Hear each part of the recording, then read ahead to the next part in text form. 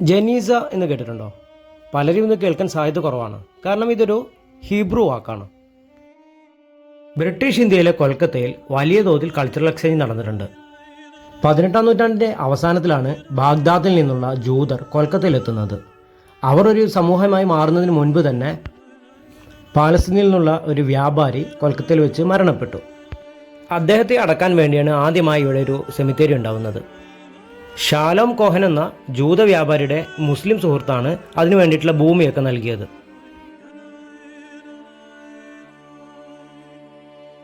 ഇവിടെ 100 കണക്കിന് ശവകുടീരങ്ങളുണ്ട്.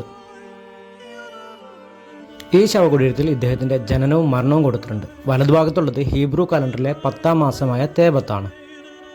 നേരെ മുകളിൽ ദാവീദിൻ്റെ നക്ഷത്രവും. യഹൂദ വിശ്വാസപ്രകാരം ഹീബ്രു ഭാഷയിൽ എഴുതിയ പ്രാർത്ഥനകൾ, പേരുകൾ, ദൈവികമായി അടുത്ത് നിൽക്കുന്ന രേഖകൾ ഇതൊന്നും വലിച്ചെറിയാൻ കഴിയില്ല. അതെല്ലാം ഇതിനകത്ത് സൂക്ഷിച്ചു വെക്കും. ഒരുപക്ഷെ ആഭിചാരക്രിയകൾക്ക് ഉപയോഗിക്കും എന്നുള്ളതുകൊണ്ടാവും ഇങ്ങനെ ചെയ്യുന്നത്. ജനീസ് എന്ന് പറയുമ്പോൾ സെമിത്തേരിയിൽ ഇതെല്ലാം കൂടെ ഒരുമിച്ച് അടക്കുകയും ചെയ്യും. ഈ ജനീസ് ഇതുവരെ തുറന്നിട്ടില്ല എന്നാണ് പറയുന്നത്. അങ്ങനെയാണെങ്കിൽ 200 വർഷത്തെ കൊൽക്കത്തയുടെ ജൂചരിത്രം ഇതിനകത്തുണ്ട്. കൊച്ചി ജൂതനായ ജോസഫ് റഹാമിയുടെ വിധവയാണ് ഇതിവിടെ സംഭാവന ചെയ്തിരിക്കുന്നത്. ഇതൊക്കെ കുഞ്ഞുങ്ങളുടെ ശവകുടീരങ്ങളാണ്.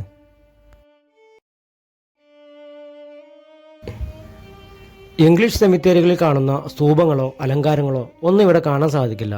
യഹൂദ വിശ്വാസപ്രകാരം സംസ്കാര ചടങ്ങുകൾക്ക് എബ്രായ ബൈബിൾ കൃത്യമായ നിർദ്ദേശം നൽകുന്നുണ്ട്. അലങ്കാരങ്ങൾ ശരീരം ജീർണിക്കുന്നതിന് കാലതാമസം വരുത്തുമെന്നാണ് കരുതുന്നത്.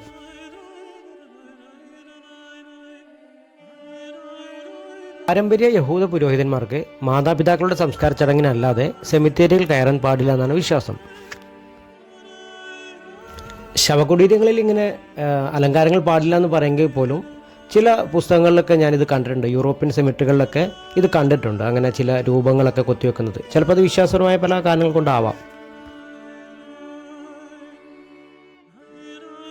20-ൽ താഴെ ജൂതന്മാർ മാത്രമാണ് ഇന്ന് കൊൽക്കത്തയിൽ അവശേഷിക്കുന്നത്. പതിറ്റാണ്ടുകളായി ഇവിടെ ജനനമോ മരണമോ രജിസ്റ്റർ ചെയ്യപ്പെട്ടിട്ടില്ല. പെൻറ്റഗൺ ആകൃതിയിലുള്ള ഈ ബോക്സിലേക്ക് ആർക്കും സംഭാവന ഇടാം. ഈ പണം ഉപയോഗിച്ചിട്ടാണ് സെമിത്തേരിയുടെ അറ്റകുറ്റപ്പണികളൊക്കെ ചെയ്യുന്നത്. 10 വർഷം മുമ്പാണ് ഇവിടെ ഒരു ശവസംസ്കാര ചടങ്ങ് നടന്നത്.